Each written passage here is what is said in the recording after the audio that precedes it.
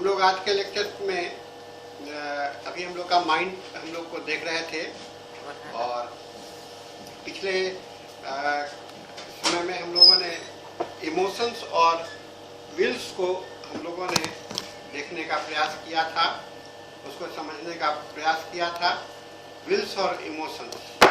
आज जो सबसे महत्वपूर्ण जिसको हम लोग आधार कहते हैं, जिसको हम लोग बेस कहते हैं, वह है आपका इंटेलेक्ट, आपका बुद्धि क्षमता, बौद्धिक क्षमता, है ना। तो आज हम लोग इसको देखने जा रहे हैं कि हमारा बौद्धिक क्षमता कैसा है और इसमें इसके कारण क्या रोग का क्या संबंध होता है ना।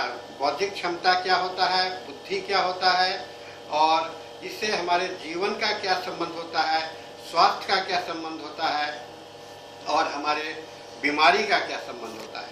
क्योंकि जीवन के कोई भी एलिमेंट, कोई भी तत्व जो होते हैं, उसका कुछ ना कुछ संबंध एक दूसरे को प्रभावित करते रहता है। तो आपका जो बुद्धि की क्षमता होगी उसे वह भी आपके जीवन को प्रभावित करेगा, है ना।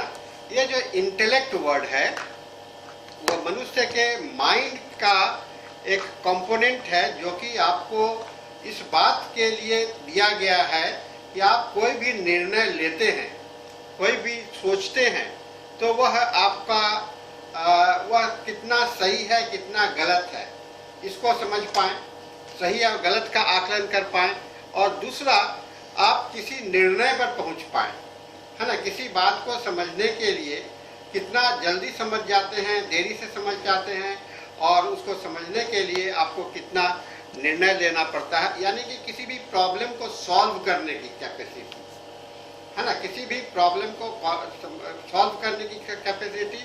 और दूसरी बात ये होती है उस प्रॉब्लम का आपके साथ में कितना रियलिटी है और कितना सही है और कितना गलत को आप समझ पाते हैं, है ना, कितना सही है और कितना गलत है। तो ये अंडरस्टैंडिंग जो हमारे समझने की क्षमता है, हमारे जीवन में जो हम लोग समझ पाते हैं, ये समझने की क्षमता का बहुत बड़ा रोल होता है। सिलेक्ट करना, चूज करना, ये और चुनाव करना, है ना, ये आपका सारा चीज जितना आपका इमोशंस को भी प्रभावित करता है और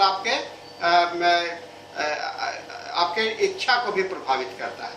आपकी समझ के आधार पर ही आपकी इच्छा बनती है और आपका ये बनता है।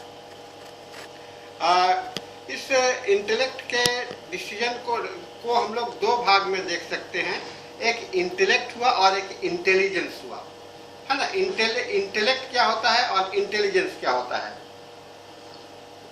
इंटेलेक्ट और इंटेलिजेंस को समझना होगा और दोनों का एक दूसरे से संबंध क्या होगा, है ना। इंटेलेक्ट जो है सो एक जो है क्या हम जानते हैं, वो हमारा ये हुआ कि क्या हमारे अंदर में हमारे दिमाग का स्ट्रक्चर क्या है, क्या चीज को हम जानते हैं ऑलरेडी, क्या हमारे अंदर में है, वह आपका इंटेलेक्ट कहलाता है ना। इंटेलेक्ट अगर आप अच्छे से पढ़े लिखे हैं और ये बढ़ाया जा सकता है। ये जो है ह्यूमन इंटेलेक्ट जो है सो ऐसा चीज है कि जीरो से शुरू होता है। जीरो कहने का मतलब जब आप जन्म लेते हैं तो उस समय में आपको बुद्धि नहीं होता है, एकदम खाली रहता है, पूरा दिमाग खाली रहता है ना। और आप इतने हेल्पलेस होते हो कि आप कुछ कर भी नहीं सकते हो, लेकिन धीरे धीरे आप सीखते जाते हो। तो इसमें एक लर्निंग कैपेसिटी होती है। इंटेलेक्ट जो है तो आपके लर्निंग कैपेसिटी से बढ़ता है, तो धीरे धीरे आप बढ़ते जाता है और विस्तार होता जाता है और आप कहाँ पहुँच सकते हैं इसका लिमिट नहीं है ना। आप एक बहुत बड़े वैज्ञानिक बन सकते हैं, आप बहुत बड़े नेता बन सकते हैं, आप बहुत बड़े विद्वान आदमी बन सकते हैं, आप बहुत बड़े साधु बन सकते हैं, महात्मा बन सकते हैं, आप एक चोर भी बन सकते हैं, एक डकैत भी बन सकते हैं और टेररिस्ट भी बन सकते हैं। ये किस बात पर डिपेंड करता है कि आपके माइंड का इंटेलेक्ट कैसा विकास हुआ, है ना, कैसा खेती हुआ, वहां पर आपने क्या जमा किया, तो वह आपका इंटेलेक्ट बनता है, वह आपका ये है। और इंटेलिजेंस जो होता है उसको हम कैसे इस्तेमाल करते हैं, जो हम अपने बुद्धि को कैसे इस्तेमाल करते हैं। अच्छा, आप अपने बुद्धि को अच्छा काम करोगे तो सत्कर्म कहलाएगा और गलत गलत इस्तेमाल करोगे तो गलत ये कहलाएगा। तो ये जो हमारा माइंड को डेविएट करने को इंटेलिजेंस जो है, सो इंटेलेक्ट और इंटेलिजेंस का बहुत इंपॉर्टेंट रोल है। इंटेलेक्ट जो है आप सीखने की क्षमता कई एक बात पर निर्भर करता है। आप अगर आपको वातावरण मिला तो आप अच्छा सीख सकते हो, बिना कोई, अगर आपने मेहनत नहीं भी किया लेकिन अच्छा से आपके माता पिता आपको पढ़ाने का व्यवस्था कर दिए तो आप सीख ले। लेकिन अगर जब तक आपके भीतर में सीखने की प्रवृत्ति नहीं होती है तो आप सीख नहीं पाते हो। कुछ बच्चों को कोई साधन नहीं होता है, एक बहुत ही गरीब परिवार में जन्म लेते हैं, और लेकिन अपने लगनशीलता के कारण, अपने बुद्धि के विकास के कारण, मेहनत के कारण, उसके अंदर में पैशन के कारण, जुनून के कारण वो सीख लेते हैं, है ना। तो ये पहला काम, पहला जो इंटेलेक्ट बनने का जो आधार होता है वह भीतर से आता है। दूसरा, उसे वातावरण मिलता है। जैसे आपको अगर वातावरण नहीं मिला तो आप जो है सो बहुत कुछ, अगर आप सीखना चाह रहे हैं और सभी उसका एक्सपोजर नहीं मिल रहा है, तो जैसे आप मान लो कि आप ये बनाना चाहते हैं, चांद पर जाने के चंद्रयान बनाना चाहते हैं, ठीक है। अब आप चंद्रयान बनाना चाहना हो गया, आप उसके लिए, अगर आपके लिए प्रॉपर ट्रेनिंग नहीं हुआ तो आप चंद्रयान बनाने की कला को नहीं सीख सकते अपने आप नहीं। तो इसका एक वातावरण भी एक बहुत बड़ा इम्पोर्टेंट महत्व रोल देता है। लेकिन एक कहानी जो हम लोग अपने इसमें सीखते हैं, महाभारत में हम लोगों ने एक कहानी को सुना, एकलव्य की कहानी हम सुनते हैं और एक अर्जुन की कहानी सुनते हैं। अर्जुन को बहुत बड़ा वातावरण मिला, है ना, उसके गुरु उसको सिखाने के लिए तैयार हो गए, लेकिन एकलव्य के गुरु ने एकलव्य को मना कर दिया। अब दोनों का एग्जाम्पल मैं आपको इसलिए दे रहा हूँ, एकलव्य और अर्जुन का एग्जाम्पल इसलिए दे रहा हूँ कि एकलव्य को जब कोई भी साधन नहीं था, बिना साधन के उसने अपने ही प्रयास से अर्जुन से भी ज्यादा विकास कर लिया, ठीक है ना। तो आप अपना एक्सप्लोर कर सकते हो, भीतर में आप अपने बुद्धि का, आपका कितने अंदर में पैशन कितना होता है। अर्जुन को तो सब बना बनाया हुआ चीज मिल गया, उसको, और उसको गुरु को भय हो गया कि ये लड़का जो है, एकलव्य जो है, जो कि मैं अर्जुन को नहीं जानता है, तो अर्जुन को नुकसान पहुंचा सकता है। उसने अर्जुन को का बुद्धि को बनाए रखने के लिए गुरु ने एकलव्य का अंगूठा कटवा दिया, जिससे कि वो उसका यूज नहीं कर सके, है ना, अपनी विद्या का यूज नहीं कर। ये बात दूसरी हो गई। लेकिन मैं ये आपको समझाने का कोशिश कर रहा हूँ कि जो इंटेलिजेंस जो है सो अपने आप भी बढ़ सकता है अगर आप प्रयास, आपके अंदर में मेहनत होती करते हैं तो। इसीलिए लगनशीलता जो है सो प्राइमरी मूल स्रोत होता है। कंसंट्रेशन, आपका माइंड का कंसंट्रेशन कितना है, आपका लक्ष्य का कितना ज्ञान होता है, वह आपके इंटेलिजेंस को बनाने का, इंटेलिजेंस को बढ़ाने में मदद करता है, इंटेलेक्ट को बढ़ाने में मदद करता है। और इंटेलेक्ट बढ़ेगा तो आप इंटेलिजेंटली ही उसको इस्तेमाल करोगे, है ना। इंटेलेक्ट बढ़ेगा तो आप इंटेलिजेंटली आप उसको इस्तेमाल करोगे, ठीक है ना। ये जो इंटेलिजेंस का हम लोग, इंटेलेक्ट को हम लोग कहते हैं एबिलिटी, क्षमता। हमारे अंदर में क्षमता है लेकिन हम उसका उपयोग नहीं कर पा रहे हैं, ये हमारी इंटेलिजेंस हो गई, है ना। तो क्षमता, दोनों चीज में क्षमता और ये है। एक इंटेलेक्ट जो है तो एक फीलिंग के अंदर में आता है, और इंटेलिजेंस उसका रियलिटी, उसके एक्सप्रेशन के अंदर में आता है, उसके बिहेवियर के अंदर में आता है।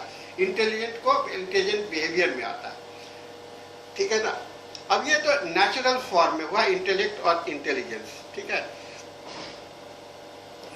और जो इंटेलिजेंस होता है, जिसमें इंटेलिजेंस होता है, उसको रीजनिंग होती है, माने उसको सही गलत का क्रिटिकल रीजन के देने का, कारण बताने का, कोई भी चीज बोलने का पर कारण खोजने का कोशिश करता है ना, रीजनिंग।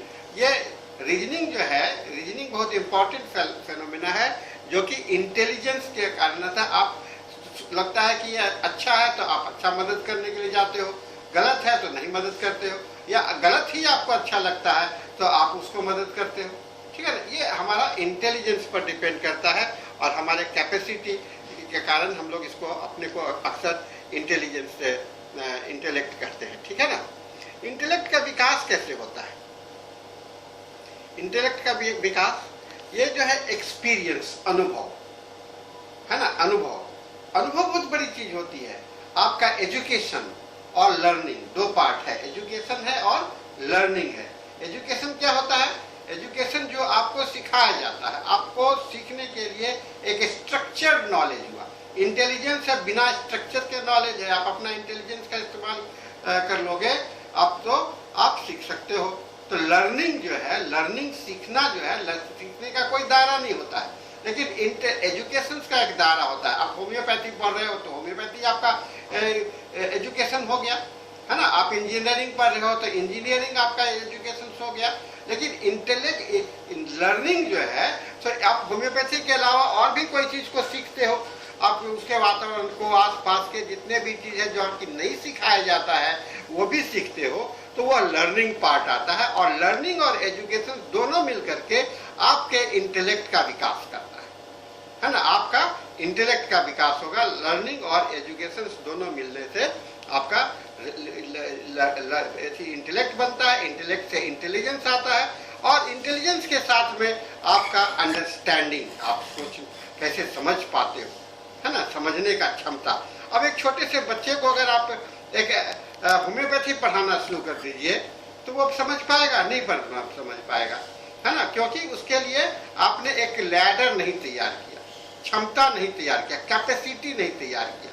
तो होम्योपैथी पढ़ने के लिए हम लोगों ने कैपेसिटी बनाया कि 10+2 होना चाहिए, है ना। 10+2 जो है सो कैपेसिटी है, आपको हमें इसलिए दिया गया कि 10+2 बायोलॉजी होंगे तो आप होम्योपैथी पढ़ेंगे, आप इंजीनियरिंग पढ़ सकते हैं, ये सब फील्ड को आप ले सकते हो। लेकिन खेती बाड़ी करने के लिए 10+2 की जरूरत नहीं है। सिर्फ आप किसी के साथ में रह करके काम कर रहे हो, सीख लेते हो धीरे धीरे। तो एजुकेशन जो है सो और लर्निंग एक इनफाइनाइट होता है, अनंत होता है। एजुकेशन जो है सो आप जब तक पढ़ना चाहोगे तो पढ़ोगे। अगर एजुकेशन को लर्निंग से जोड़ दोगे, अगर एजुकेशन जब लर्निंग से जुड़ जाता है तो वह एजुकेशन जो है सो लर्निंग बन जाता है, यानी कि एजुकेशन भी लर्निंग बन सकता है। ये बात हम लोगों को दिमाग में रखना पड़ेगा कि पेशेंट के साथ में ये बात जो है सो आपका प्राइमरी, उसका रचना, उसका स्ट्रक्चर कैसा बना, माइंड का स्ट्रक्चर कैसा बना।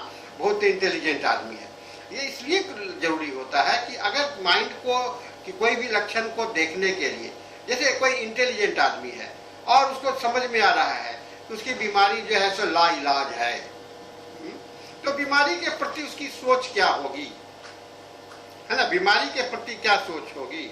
अगर बीमारी के प्रति सोच उसका नेगेटिव है, पेसिमिस्टिक है, तो उसका इमोशनल जो है सो प्रभावित है। इमोशंस, इंटेलेक्ट से इमोशंस प्रभावित हो गया, या इमोशंस वहां पर हावी है, भावना वहां पर हावी है। ये दोनों चीज जो है सो तीनों मिलकर के हमारे जीवन को मोटिवेट करते हैं, चेंज करते हैं, मॉड्यूलेट करते हैं, परिवर्तन ले आते हैं, और हमारे अंदर में परिवर्तन आता रहता है। ये बहुत बड़ा, इसीलिए हम लोग कहते हैं कि intellect, intelligence and understanding, they constitute the base for the emotions and the will. ये आधार होता है, इस पर टिकता है ना। लेकिन अगर इमोशंस बहुत हावी होता है तो आपको इंटेलेक्ट को बढ़ने नहीं देता है।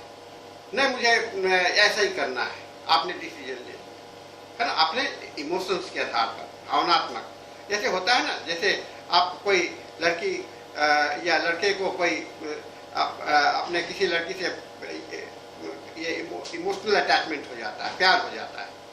अब समाज के विपरीत, समाज के सारे विरोध के बावजूद भी, है ना, सारे विरोध के बावजूद भी, इसके जानकारी के बावजूद भी कि यह लड़का पढ़ा लिखा नहीं है ना, मेरा आगे का जीवन, सोच समझ की शक्ति खत्म हो गई और उससे अटैचमेंट हो गया। यह क्या हुआ, यहाँ पर इमोशंस बहुत ज्यादा हावी है ना, बुद्धि यहाँ पर काम नहीं कर रहा है। ये जान रही है कि लड़का गरीब है, ये बुद्धि हुआ ना, जानना बुद्धि है, तो ये गरीब है, ये हमारे समाज का लायक नहीं है, समाज में रह रहे हैं उसके लायक नहीं, उसके बावजूद भी वे लगाव हो रहा है, तो यह एक आपका इमोशनल अटैचमेंट कहलाएगा। और यह जो है सो एक बहुत बड़ा लाइफ को चेंज करने का कारण बन जाता है। तो ये सब एग्जाम्पल जो है सो आपके इंटेलेक्ट के विकास के लिए बहुत ही इम्पोर्टेंट है। आपके कॉग्निटिव रिफ्लेक्शंस, परसेप्शंस के बाद में कॉग्निटिव रिफ्लेक्शंस। कॉग्निटिव मतलब आप किसी चीज को कैसे संज्ञान में लेते हो, है ना, किसी चीज को संज्ञान में कैसे कैसे करते हो, यह डिपेंड करता है इंटेलिजेंस। आपको मैं एक एग्जांपल देता हूँ। जब आप बच्चे थे, हाँ, उस समय में आपके माँ ने आपको डराया था। क्यों? वह चाहती थी कि बच्चा मेरा रोए नहीं, तो कहा कि बिल्ली से डर जाओ, देखो बिल्ली आ रहा है, बिल्ली बिल्ली बिल्ली तुमको काट लेगी। तो आप छोटे बच्चे थे, बिल्ली जानते नहीं थे क्या होता है, और बिल्ली से डरने लगे। तो ये आपका वहां पर क्या हुआ, आपको जो है जो समझाया, आपका इंटेलिजेंस वहां कम था, इसलिए आपने दूसरों की बात मान ली। लेकिन जब धीरे धीरे धीरे धीरे आपका विकास हुआ बुद्धि का, तो आप जान गए कि अरे बिल्ली तो बड़ी छोटी सी चीज है, ये तो मैं इसको पीट के इसको मार सकता हूँ। तो फिर बिल्ली से डर आपका खत्म हो गया, यानी कि आपका इमोशंस वहां पर बिल्ली से खत्म हो गया। शुरू में बिल्ली से इमोशन पैदा किया गया था, और अब बिल्ली से इमोशंस जो है सो खत्म हो गया। कौन खत्म किया? इंटेलिजेंस ने, आपका बुद्धि ने उसको खत्म कर दिया कि बिल्ली से डरने की चीज नहीं है। अगर मान लो यही चीज बिल्ली से आज भी डर रहे हो, इसके बावजूद कि बिल्ली बहुत छोटा सा जीव है, उसमें कोई हमारे को नुकसान नहीं कर सकता है, मैं इसको अपने कंट्रोल में रख सकता हूं, तो वह आपका कहलाएगा कि ये जो इंटेलिजेंस है, ये जो इंटेलिजेंस यहाँ पर हावी नहीं हो रहा, यहाँ पर अभी भी इमोशंस हावी है ना, इमोशंस हावी। और उसी के अनुरूप इमोशंस और इंटेलेक्ट दोनों मिल करके आपके इच्छा शक्ति को परिवर्तित करता है, इच्छा शक्ति में बाधा पैदा करता है या बदलाव लाता है। ये एक बहुत बड़ा इम्पोर्टेंट है। तो रियलिटी के अब इंटेलेक्ट का हम इसके साथ में हम लोग का जुड़ा हुआ है मैच्योरिटी। मैच्योरिटी का मतलब क्या होता है? परिपक्वता, मैच्योर हो गया है ना, अब ये रेडी हो गया। तो दिमाग जो है सो रेडी हो गया क्या चीज के लिए?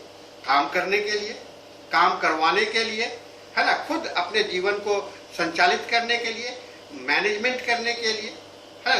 तो माइंड का काम तो मैनेजमेंट है। तो मैनेजमेंट दो जगह होता है, एक सेल्फ मैनेजमेंट होता है, एक दुनिया को मैनेज करता है।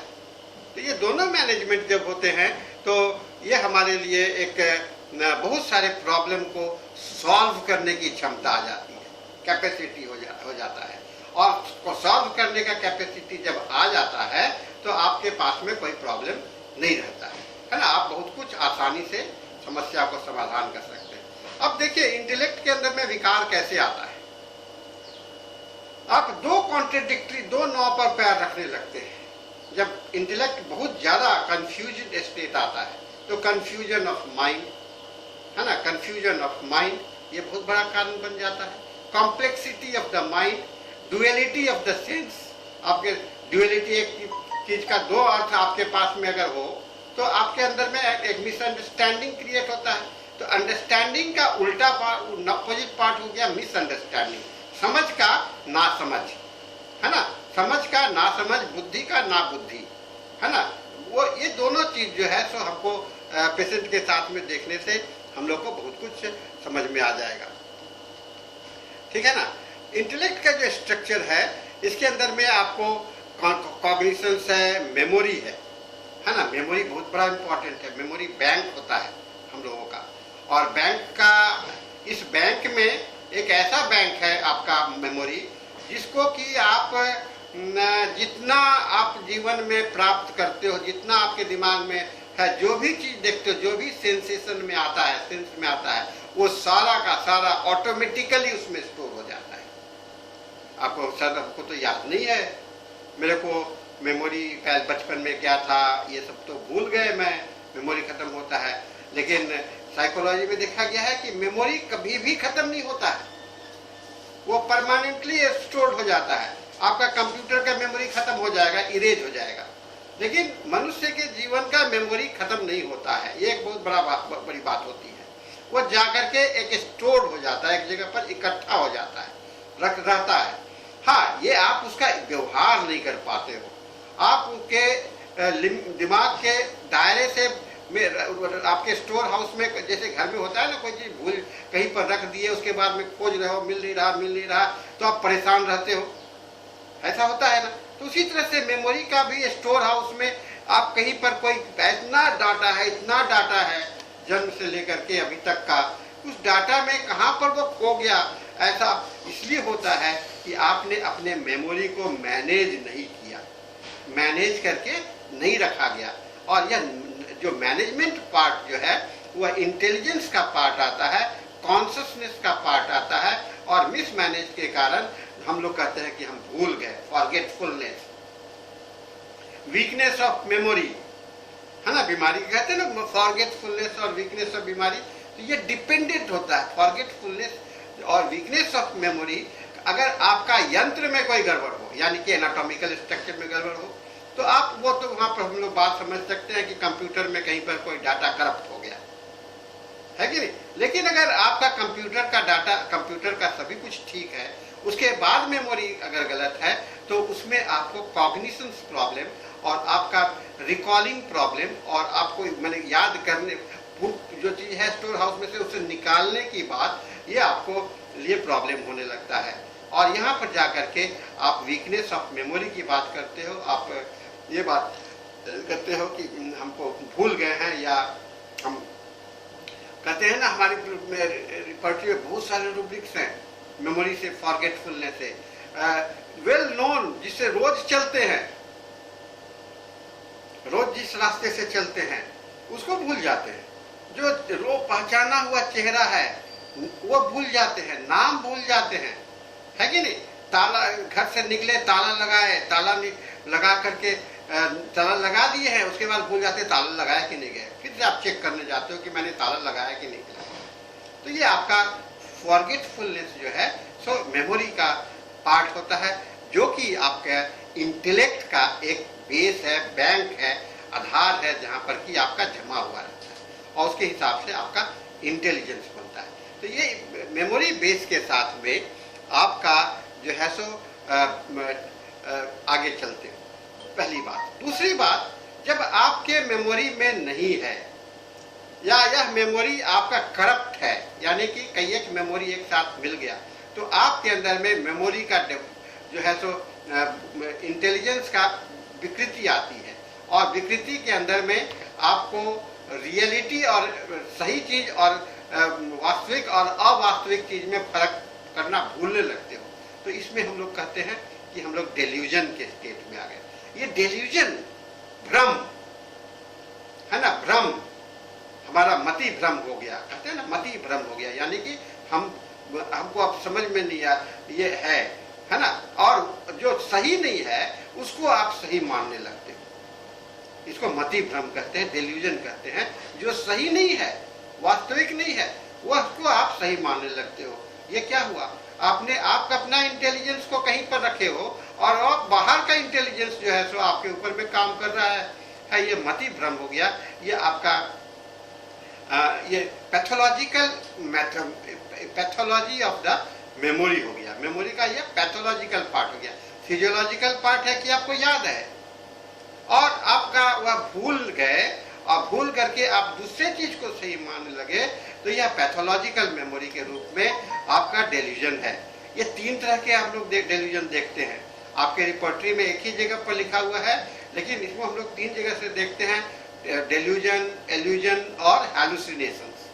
डेल्यूजन, एल्यूजन और हैलुसिनेशंस, ये बहुत ही जीवन को बहुत कुछ प्रभावित करता है। बहुत सारे लक्षण आपके डेल्यूजन में, और बहुत सारे लोगों के बीच में, आप रोगी के साथ में जब कोई बीमार होता है ना, तो उस समय माइंड एब्जॉर्ब होता है, माइंड किसी एक बात पर सोचने लगता है, थिंकिंग कैपेसिटी, ये भी आपका यहाँ पर लागू हो जाता है।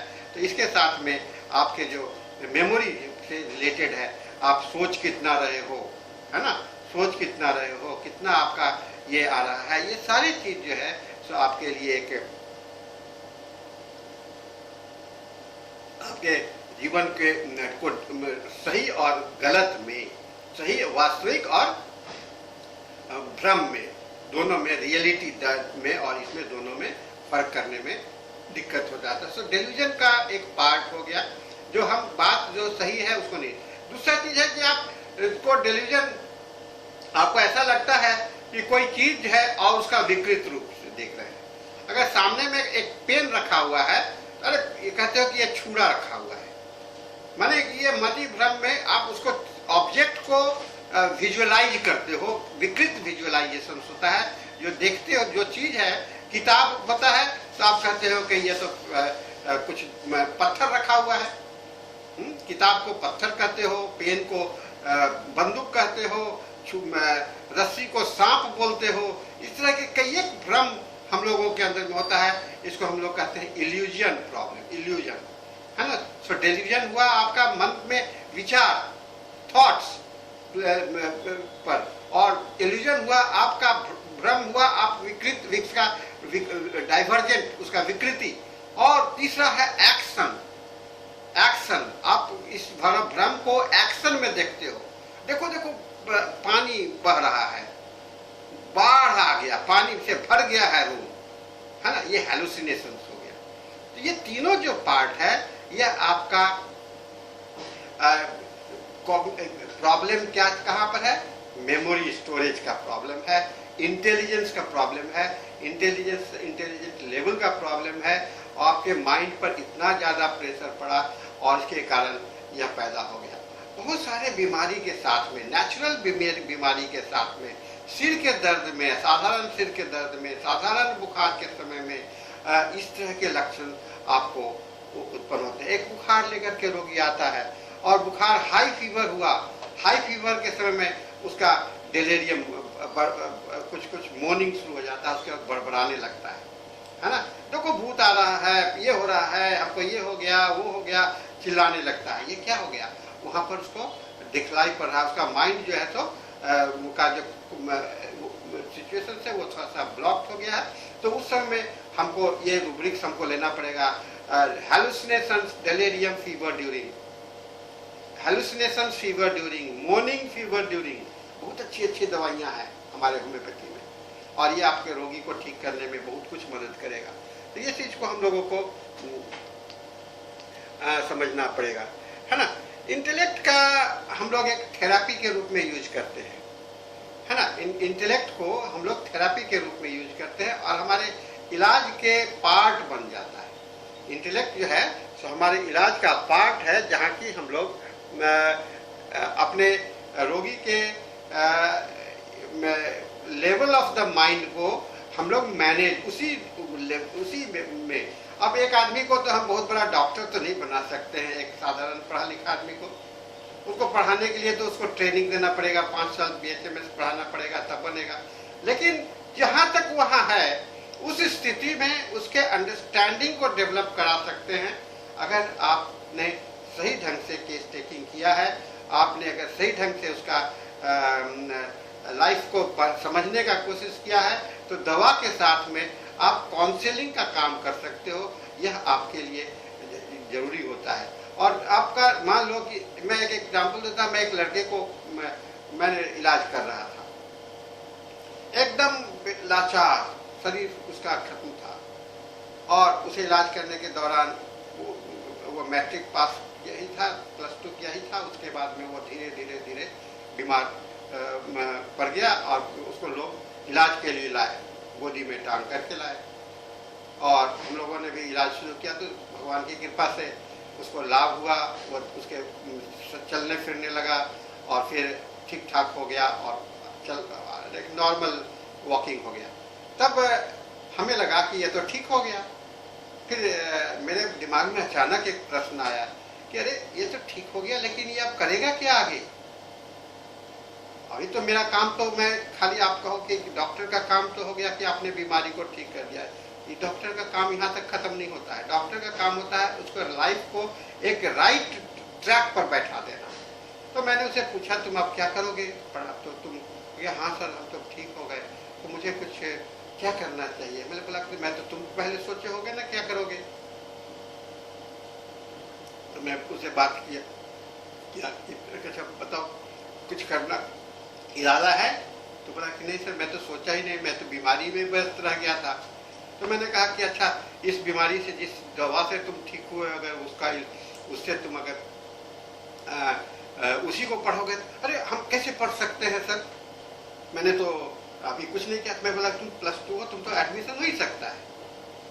तो उसने मेरे कहने पर उसके गार्जियन के साथ में बात किया, उसके कहने पर उसने ले लिया एडमिशन होम्योपैथी में। आज धीरे धीरे, पहले उसको प्रॉब्लम हुआ, धीरे धीरे धीरे पढ़ाई करने के बाद में वो डॉक्टर हो गया। अब वो जीवन उसका व्यवस्थित हो गया। अब हम कहेंगे कि now he is a healthy man, है ना। हेल्थ का परिभाषा WHO ने क्या कहा है कि खाली शरीर से नहीं, मन से भी, अपने जीवन में व्यवसाय से भी, अपने सभी रूप से अगर वह व्यवस्थित हो जाता है, अपने आप को सुरक्षित और हेल्दी महसूस करता है, उसी को हेल्थ कहते हैं। अगर आपके पास में पैसा नहीं है तो पैसा कमाने का साधन बताना पड़ेगा, उसको हेल्थ। तो हेल्थ के डेफिनेशन पर पहुंचना पड़ेगा हम। और हम लोग को डॉक्टर हैनीमैन भी कहे हैं कि हेल्थ जो है सो जहाँ की किसी भी प्रकार का एबनॉर्मल सेंसेशन ना हो। और अगर आपको पैसा नहीं है और एबनॉर्मल सेंसेशन है तो आप बीमार हो, ठीक है ना, आप बीमार हो, उस समय में ये मान के चलना पड़ेगा। ये हम लोगों का पर्पस है, हम लोगों के होम्योपैथी का, ठीक है ना। तो ये इंटेलेक्ट का जो आधार है हम लोगों के लिए एक बेसिक आधार बनता है। कैसे इंटेलेक्ट का बेसिक आधार होता है और हम लोगों के लाइफ को बहुत ही इम्पोर्टेंट फिनोमिना होता है। अब मैं एक और टर्म्स की चर्चा करना चाहूंगा जिसको कहते हैं इंट्यूशन। इंट्यूशंस, जब आपका इंटेलेक्ट में इतनी तीव्रता आ जाती है, इतना सूक्ष्मता आ जाती है, तो आप छोटी छोटी चीज दिखलाई पड़ने लगते हैं और आपका पूर्वानुभाव होने लगता है। आप पहले से उसको अनुभव कर लेते हो। जितने लोग को पूरे पेज पढ़ेंगे तो उतना देरी में आप सरसरी निगाह से पूरा पेज पढ़ोगे, उसका पूरा बात का कंटेंट याद आ जाए, तो आप इंट्यूटिव होने लगते हो। तो नॉलेज जो है, इंटेलिजेंस जो है, सो धीरे धीरे बढ़ करके इंट्यूटिव इंटेलिजेंस बनता है। इंटेलिजेंस जो हुआ एक नॉर्मल हुआ, हाँ साधारण सा काम कर लेते हैं, ये कर लेते हैं, वो कर लेते हैं, लेकिन एक ऐसा विशेष काम करते हैं जो कि सभी लोग नहीं करता है। सभी लोग के सोचने के पहले हम अगर वो कर लेते हैं तो वो हमारा इंट्यूटिव नॉलेज कहलाता है, इंट्यूटिव इंटेलिजेंस कहलाता है ना। ऐसा ऐसा अब कुछ लोग कहते हैं कि हमको भविष्य का ज्ञान हो जाता है ना। भविष्य का ज्ञान क्या होता है? हमको लगता है कि पहले जो होने वाला है वो हमको अंतर्यामी हो जाते हैं। अब ये देखिए, एक तो हो गया इंट्यूशंस, और इंट्यूशंस का दूसरा उल्टा रूप हो गया भविष्य का ज्ञान हो गया। जो चीज तुम पढ़े नहीं हो, तुम कहोगे मेरे को मेरा दवा आ गया हमको जान करके, मैं तुम्हारा ये हो जाएगा, वो हो जाएगा, एक्सीडेंट हो जाएगा, ये हो जाएगा, ऐसा करने लगते हैं, है ना। तो ये जो है सो दोनों का अंतर है ना। इसको कहते हैं ये अंतर है। और ये दोनों जो है इस तरह के सपने भी आने लगते हैं, ड्रीम्स बिकमिंग ट्रू, सपने सच हो जाना, है ना। सपने सच हो जाना, आपने सुना है सपने सच होते हैं? सपने सच नहीं, सच होते हैं। ये आपने एक बड़ा अच्छा रूब्रिक्स है आपका माइंड के अंदर में।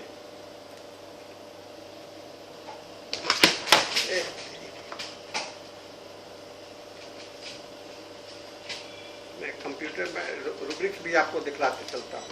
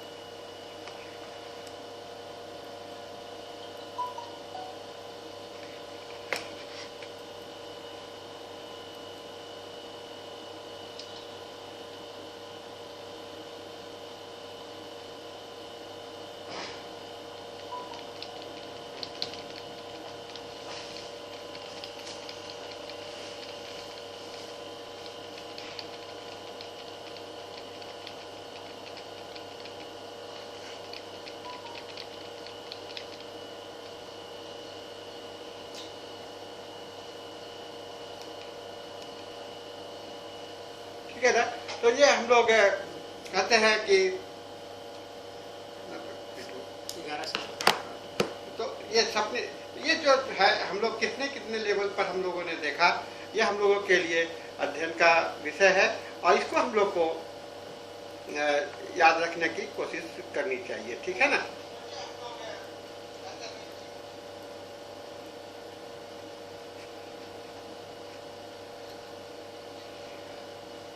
उसके बाद में आता है हम लोगों को डिसीजन लेने की क्षमता, है ना। इनडिसिसिव, डिसिसिव, है ना, डिसिसिव और इनडिसिसिव, ये रूब्रिक्स भी आपको बहुत सारे मिलेंगे। उसके बाद में आता है क्रिएटिविटी, सृजन, सृजन की क्षमता होती है। ये सारे इंटेलिजेंस के पार्ट हैं। आप कितना अपने किसी भी काम को अलग सृजन के रूप में अलग ढंग से कर सकते हो। तो ये आपकी कैपेबिलिटी, इंडिविजुअल कैपेबिलिटी, आप नकल करने का आदत होता है, कुछ लोग को दोहराने की आदत होती है, कुछ लोगों को किसी लीक पर चलने की आदत होती है, उसी पर चलते रहने की आदत होती है। तो ये लीक पर चलने वाले होते हैं, कुछ लोग लीक से हट के चलते हैं। लीक के हट के चलने वाले के अंदर में क्रिएटिविटी होती है, वो अपने इंडिविजुअल जो जैसा उसका बनावट पर्सनैलिटी होता है उस हिसाब से वह अपना नया खोज करता है। तो जितने साइंटिस्ट लोग होते हैं या कोई नई खोज करते हैं उसके अंदर में क्रिएटिविटी है, और क्रिएटिविटी कहा जाता है कि ह्यूमन लाइफ का एक बहुत ही इम्पॉर्टेंट फिनोमेना होता है। आपको हर एक व्यक्ति के अंदर में क्रिएटिविटी होता है। एक रोगी का मैं इलाज कर रहा था और मैं इसका एग्जाम्पल में आपको इसलिए बता रहा हूँ कि क्रिएटिविटी का देखिए कितना बड़ा रोल होता है। माइंड का कितना डाइवर्ट हुआ था क्रिएटिविटी के कारण और किसके कारण उसके प्रॉब्लम आए थे। और जब हम लोग पूरे शरीर जीवन को एक साथ में नहीं देख पाते हैं तो उस समय में ये प्रॉब्लम आते हैं। ये 18 साल की लड़की थी और बेड वेटिंग का, बिछावन पर बिस्तर पर पेशाब करने की आदत थी। लड़की की शादी होने वाली थी और सारे परिवार चिंतित थे, ये जाएगी ससुराल में तो क्या होगा, लोग इसको ये कैसे होंगे, और इलाज करने के बहुत सारे इलाज कराए गए थे। तो जब हम लोगों ने हिस्ट्री लिया तो हिस्ट्री में के दौरान में हम लोगों ने देखा कि लक्षण तो बहुत सारे सामान्य थे। रात में बिछावन में पेशाब करते, ये तो कॉमन सी बात हो गई। मैं इस पर दवाइयाँ, सैकड़ों दवाइयाँ हैं। मैंने जब उससे पूछा तुम्हारी रुचि क्या है, तुम क्या करना चाहते, तो उसके गार्जियन ने बताया बड़ा अच्छा पेंटिंग बनाती है, बहुत अच्छा पेंट करती है। आर्ट एबिलिटी फॉर, एक रूब्रिक से आपके रिपोर्ट में, आर्ट एबिलिटी फॉर, उस आर्ट एबिलिटी मैंने कला के प्रति रुचि और उसकी क्षमता। तो मैंने उसका कुछ फोटो भी देखे, बनाया हुआ जो उसने पेंटिंग बनाए थे, बड़ा खूबसूरत था। मैंने उस रूब्रिक्स का वहाँ पर इस्तेमाल किया। उसके बौद्धिक, ये आपका क्रिएटिव क्षमता हो गया। और क्रिएटिव क्षमता के अंदर में जब आप रिपर्टरी में आइएगा आर्ट एबिलिटी फॉर, तो कुछ दवाइयाँ हैं, तो उन दवाइयों को लेकर के और साथ में हमने और भी रूब्रिक्स को मैंने लेकर के इस्तेमाल किया। तो वहाँ पर हम लोगों को जो दवा आया वह कार्सिनोसिन था। और आपको मैं बताऊं, कार्सिनोसिन का सिंगल एक बार में जो हमने ट्रांसमिट किया और वह उसके बाद से उसका पेशाब आने का प्रॉब्लम सॉल्व हो। अब सोचो कितनी दवाइयाँ चली होंगी आपके रिपर्टरी में, क्रियोजोट है, बहुत सारे इस तरह के लक्षण हैं, लेकिन ये कहाँ पर दोष था? यहाँ पर क्रिएटिविटी के कारण एक एब्जॉर्ब्ड माइंड बना था। एब्जॉर्ब्ड माइंड माने एक जगह पर हुआ था, जिससे कि वह दूसरी बातों पर ध्यान नहीं दे रहा था। अब सल्फर को देखो, सल्फर में लोग कहते हैं रैग्ड फिलोसफर है, यानी कि उसको अपना कपड़ा उपड़ा पर गंदगी, गंदा सुंदर रहता है सल्फर। लेकिन सल्फर बहुत बुद्धिमान व्यक्ति होता है, ज्ञानी व्यक्ति होता है, क्योंकि उसे पढ़ने की आदत होती है। जब पढ़ने की आदत हो, ज्ञानी हो, तो आप सोचोगे कि ऐसा ज्ञानी व्यक्ति है और उसे अपने कपड़ा पर ध्यान नहीं है, फटाचिटा पहनता है, गंदा कपड़ा पहनता है और नहाता नहीं है। ऐसा हो सकता है क्या? ऐसा होता है, इसलिए होता है कि यह सल्फर का पैथोलॉजी है। सल्फर का पैथोलॉजी है कि उसका जो एक फैकल्टी है, सृजन का फैकल्टी है, क्रिएटिविटी का फैकल्टी, वो काफी बढ़ गया। लेकिन यह से जो है सो नेग्लेक्ट करने लगा, उसको ध्यान नहीं देने लगा। और ध्यान नहीं दे, इसलिए जब आप रूब्रिक्स देखिएगा रिपोर्टरी में, क्लीनलीनेस मैनिया फॉर फास्टिडियस, तो आप नए रूब्रिक्स में आप पाइएगा कि सल्फर भी वहां पर है ना, सल्फर भी वहां पर है, सफाई के लिए मैनिया सल्फर है, और सफा desire for the mineral water, mineral water क्यों पीना चाहते हो, इसलिए कि इन्फेक्शंस नहीं हो, फियर ऑफ इन्फेक्शंस होता है, तो आप उसमें भी आप सल्फर पाओगे, और एंजाइटी फॉर द एजुकेशन वहां भी सल्फर पाओगे। तो ये जो आपका सोचने का तरीका है, यह सोचने का तरीका आपको आपके बौद्धिक क्षमता का जो आपका प्रभाव पड़ता है जीवन में, वह आपके रिपर्टराइज, आपके दवा के और रोग को, मैं कई रोग का इस तरह से इलाज किया, और वहां पर देखा एक स्टेरिलिटी का केस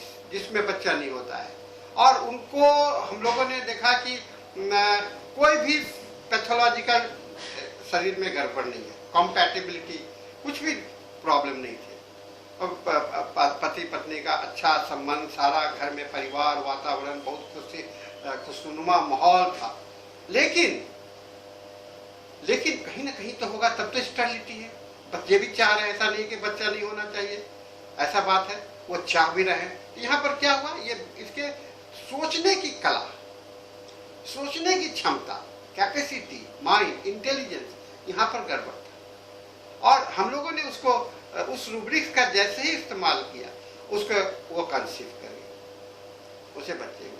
तो ये तो है, आप अपने क्लिनिकल प्रैक्टिस में जब देखेंगे कि हम लोग इसलिए कहते हैं कि होम्योपैथी में माइंड, बॉडी और स्पिरिट तीनों को मिलाते हैं, और माइंड में हम लोग इमोशंस को देखते हैं, इंटेलेक्ट को देखते हैं, और उसके विल्स को देखते हैं, और शरीर के साथ में अगर संयोग करके जो टोटलिटी बनता है, तो वह आपका टोटलिटी बहुत कंप्लीट टोटलिटी होता है, और आपके दवा को निर्धारित करने के लिए एक उत्तम तरीका बनता है।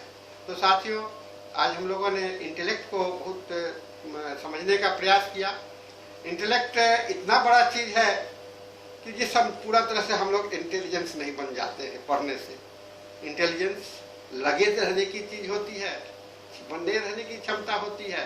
इसलिए मैं कह दूंगा कि आज के लेक्चर में मैंने आपको पूरा पढ़ा दिया, आप बहुत बड़े पंडित हो गए इंटेलिजेंस में, यह गलत होगा। मैं आपको पूरा पढ़ा नहीं, मैं केवल आपको एक सोच दिया है, मैं आज आपको सोच दिया है इंटेलेक्ट को समझने के लिए और इंटेलेक्ट को यूटिलाइज करने के लिए केस टेकिंग में, है ना, अपने केस टेकिंग में इंटेलेक्ट को यूटिलाइज करने के लिए, इसका व्यवहार में लाने के लिए, इसके डायमेंशंस को मैंने बताने का कोशिश किया है, ये कैसे इसका डेवलपमेंट होता है, कैसे ये आपका जीवन को प्रभावित करता है, कैसे इसके अंदर में विकृति आती है, और कैसे यह जो है सो आपको परिवर्तन करता है। ठीक है ना।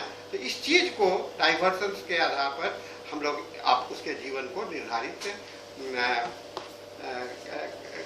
टोटलिटी को निर्धारित करते हैं, और ये हम लोगों के लिए, इसीलिए मैं ये कहूँगा कि डॉक्टर को तो पहले अपना इंटेलिजेंस बढ़ाना चाहिए, है ना। आप अगर अपना इंटेलिजेंस बढ़ाओगे तो समाज का इंटेलिजेंस बढ़ेगा। इसलिए डॉक्टर का बहुत बड़ा रोल होता है इंटेलेक्ट को चेंज करने के लिए, समाज का इंटेलेक्ट चेंज के लिए, रोगी का इंटेलेक्ट चेंज करने के लिए, और रोगी के दवा के साथ में अगर उसके इंटेलिजेंस को चेंज कर दो तो रोग बहुत जल्दी ठीक हो जाते हैं। बात को समझने की बात है, अंडरस्टैंडिंग की बात है। मैं बताया कि अंडरस्टैंडिंग का बहुत बड़ा रोल है जीवन में, और यह अंडरस्टैंडिंग आपको जीवन में परिवर्तन ला करके ले आता है। तो आज हम लोग इस केस टेकिंग के साथ में हम लोगों ने इसको जानने का कोशिश किया है, और हम लोग फिर आज का लेक्चर को यहीं पर समाप्त करते हैं, और दूसरे दिन हम लोग फिर इसके अगले विषय पर फिर हम लोग आएंगे। तो thank you with this lecture.